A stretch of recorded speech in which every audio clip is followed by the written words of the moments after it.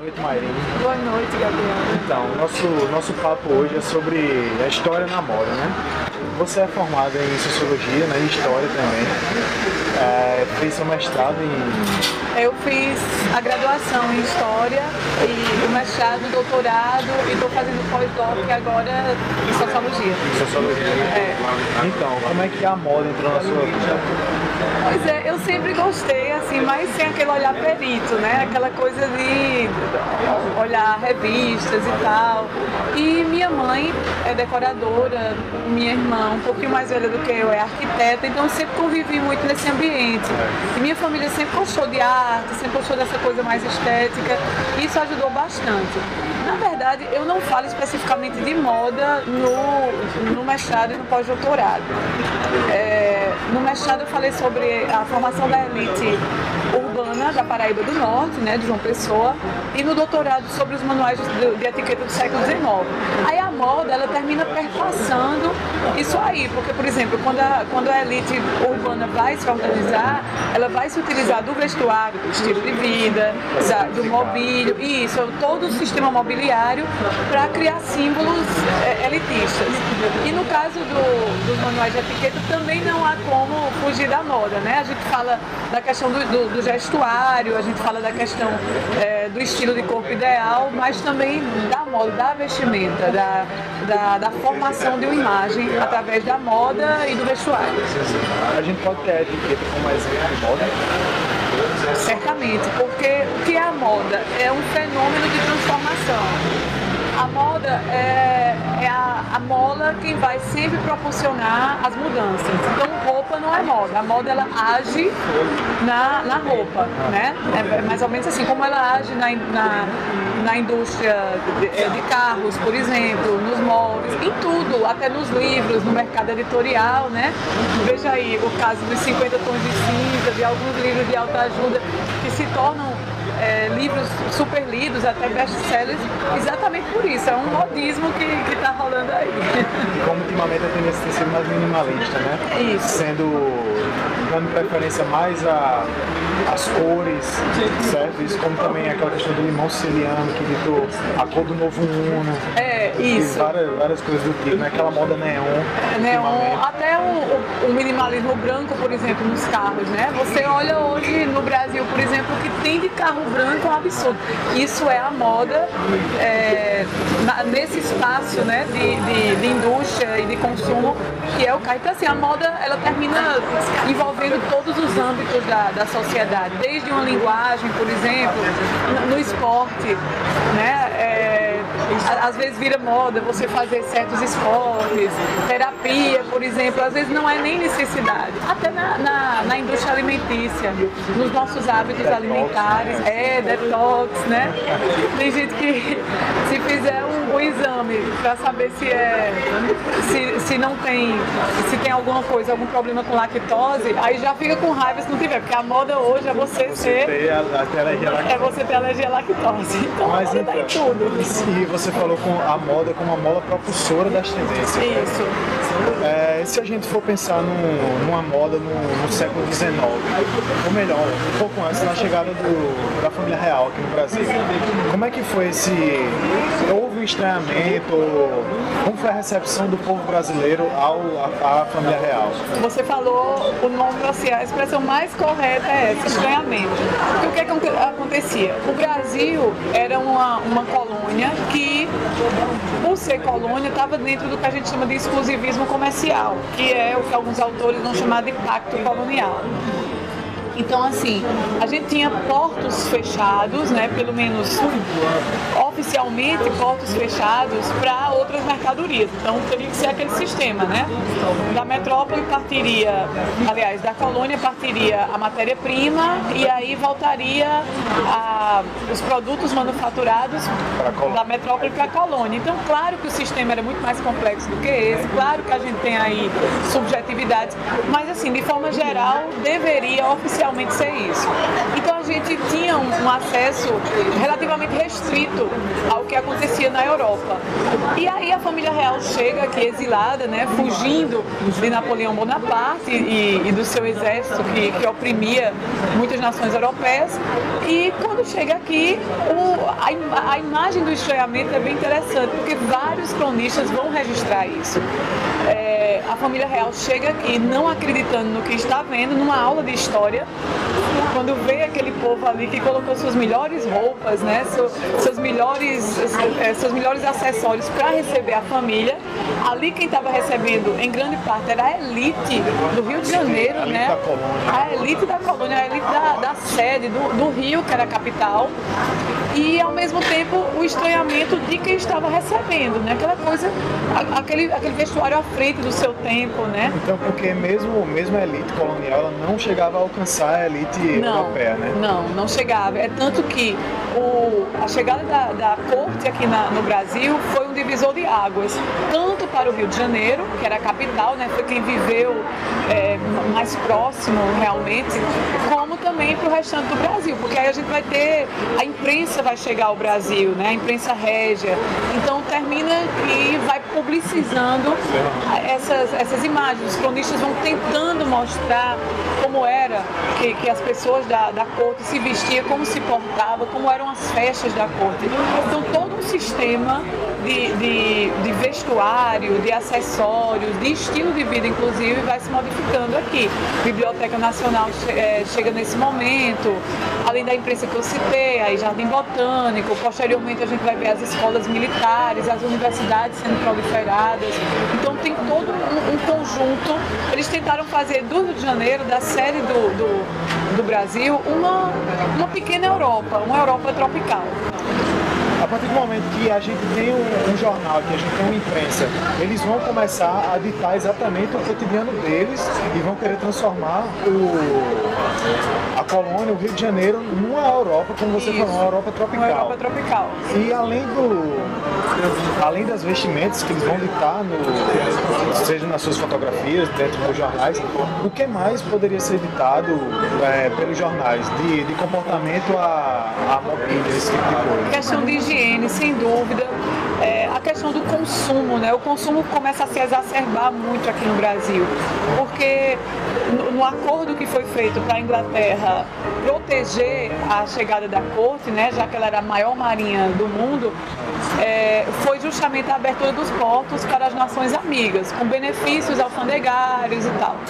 Então, começa a haver no Brasil um consumo que nunca tinha havido, assim, uma quantidade de produtos sendo jogados no nosso mercado que os brasileiros jamais tinham visto. Claro que não é uma coisa acessada por todas as camadas, né?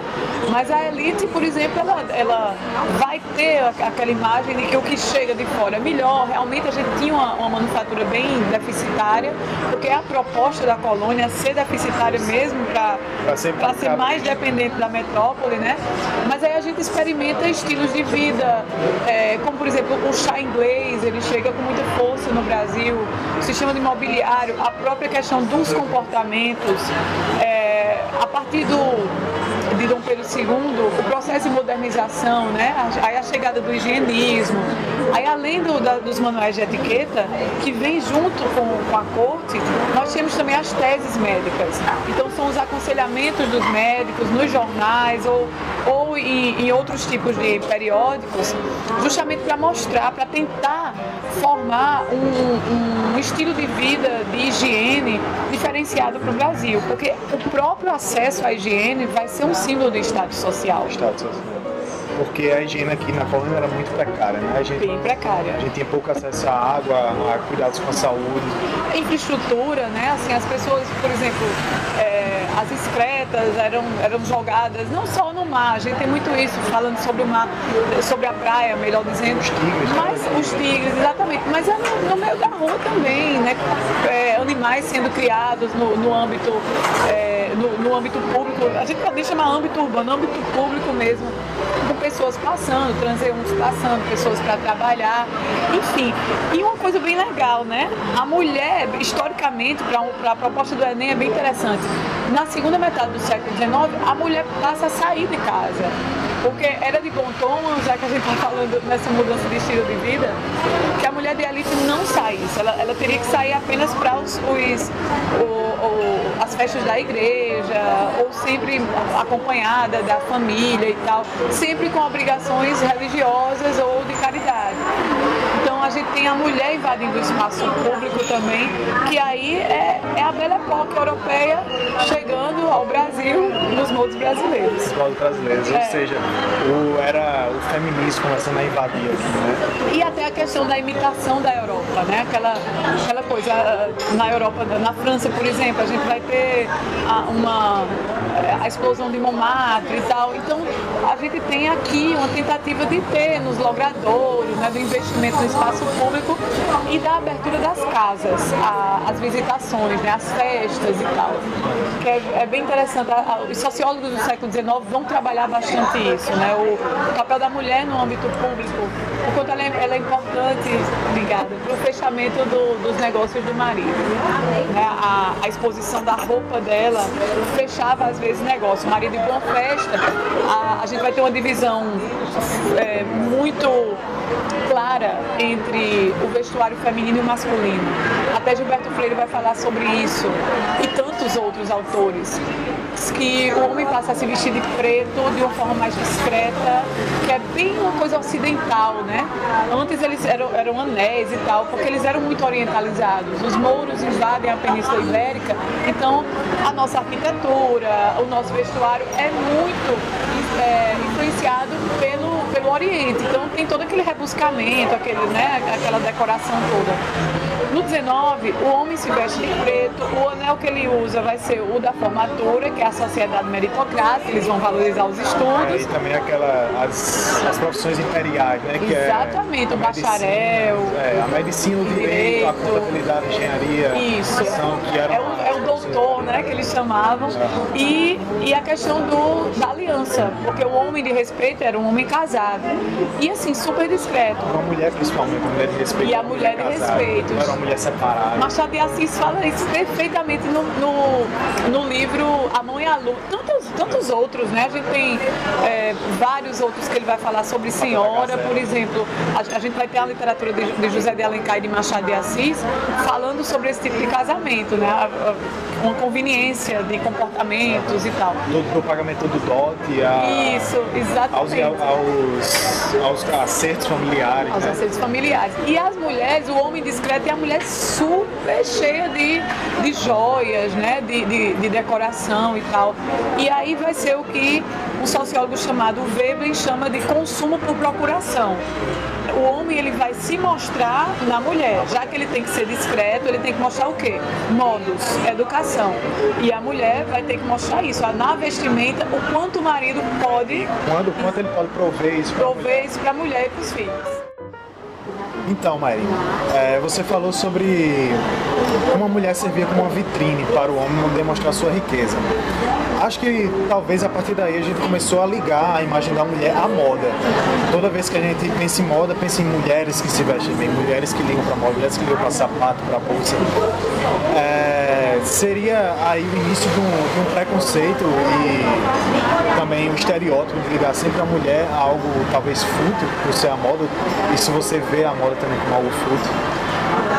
Verdade, não tem como não ligar. Você veja a quantidade de publicações femininas que são diretamente relacionadas à moda hoje, né?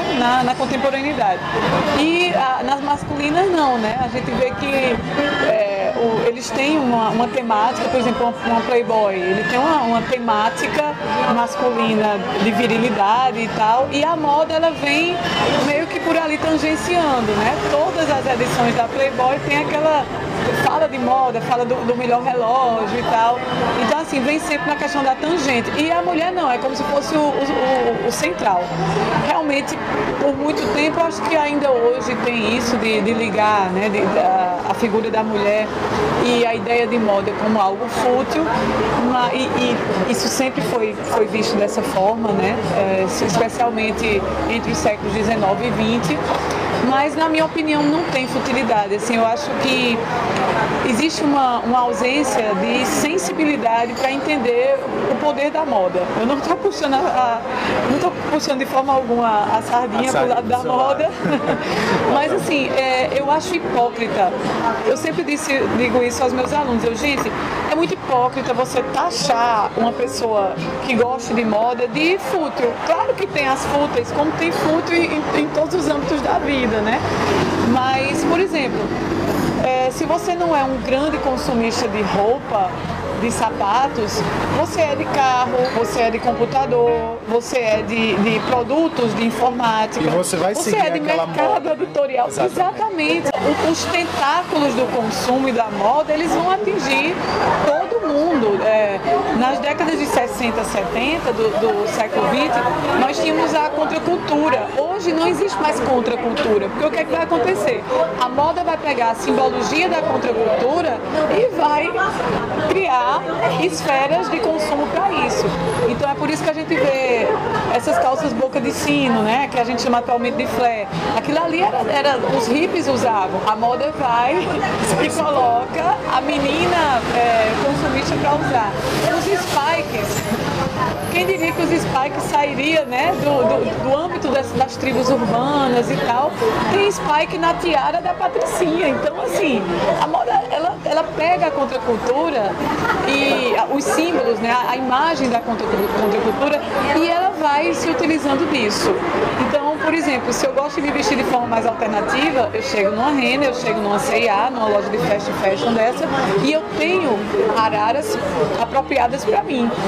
Então, em todos os âmbitos, a gente vê, tanto na questão da indústria alimentícia, como na indústria automobilística, tudo, até na arte existe isso, né?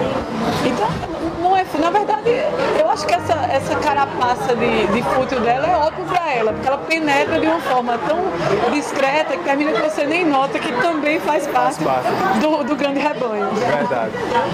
E se a gente começar a pensar na moda como um exemplo de liberdade? E hoje muitas mulheres usam mini saias, mini shorts, e a gente pode ter isso como uma questão de liberdade. Mini, bem mini, né? Pode ter isso como uma questão de liberdade sexual também. Porque eu acho que a gente pode ligar isso também aos movimentos feministas que tem levado a mulher a se libertar mais. E talvez a moda, o vestuário, sirva como um demonstrativo de como elas têm se libertado mais. Gabriel, a própria moda, ela já é ao mesmo tempo em que ela é um grilhão, porque você segue um rebanho, digamos assim, né? Ela também sempre foi libertária. Por quê? Se você for para a antiguidade clássica, né? Vamos viajar um pouquinho. O historiador sempre tem essa mania. Se você for para a Grécia, por exemplo, nós tínhamos as leis suntuárias, que eram aquelas leis que proibia algumas camadas de usarem certas cores, certos tecidos, proibia mesmo, era lei. E no momento em que você passa disso, no momento em que você transpõe a regra, você já está sendo libertário, você já está, né, indo a favor da liberdade, você já está lutando pelas liberdades. Ainda que não seja num movimento formado oficialmente ou numa coisa organizada de massa, mas aí já é algo realmente libertador. Se você for, por exemplo, perceber as revoluções burguesas, a Revolução Francesa, que é o nosso exemplo maior, pelo menos é o que a gente mais utiliza. Da liberdade, fraternidade e igualdade. Exato. E olha que coisa linda, você usar o vermelho ou o púrpura, que era uma cor que apenas a nobreza e o clero podiam usar, e você transformar, olha que lindo isso, você transformar o púrpura na cor da Revolução. É tanto que a grande maioria dos partidos esquerdistas... O também, o vermelho. Exatamente. Então, assim, a grande maioria dos partidos de esquerda vão se utilizar do vermelho. E daí o vermelho passa de símbolo de nobreza, de sangue nobre, para símbolo de sangue derramado numa revolução pelos seus direitos. Isso é muito bonito. Essa coisa de transpor, e aí a burguesia derruba, através da igualdade perante a lei, derruba oficialmente os privilégios, e daí E você vai ver que o burguês, o rico burguês vai se vestir igual o nobre, quer dizer, ele acaba com essas leis. E ele vai se utilizar de quê? Do vestuário para isso, do estilo de vida e do vestuário. Entendi. Muito obrigado, Marina, por essa conversa aqui com a gente. E falando um pouquinho com o público da gente, o que é que você dá de dica para o pessoal, para o Enem? Invistam na parte de humanidades, né, de história especificamente, invistam em história cultural. Claro que a política cai, a economia também, né, vai ser contemplada, mas tentem ir sempre pelo lado cultural, que é isso que a grande proposta do Enem é exatamente essa. Tá bom, muito obrigado, Marina. Nada. Até mais, esse é seu canal Humanas na Tela.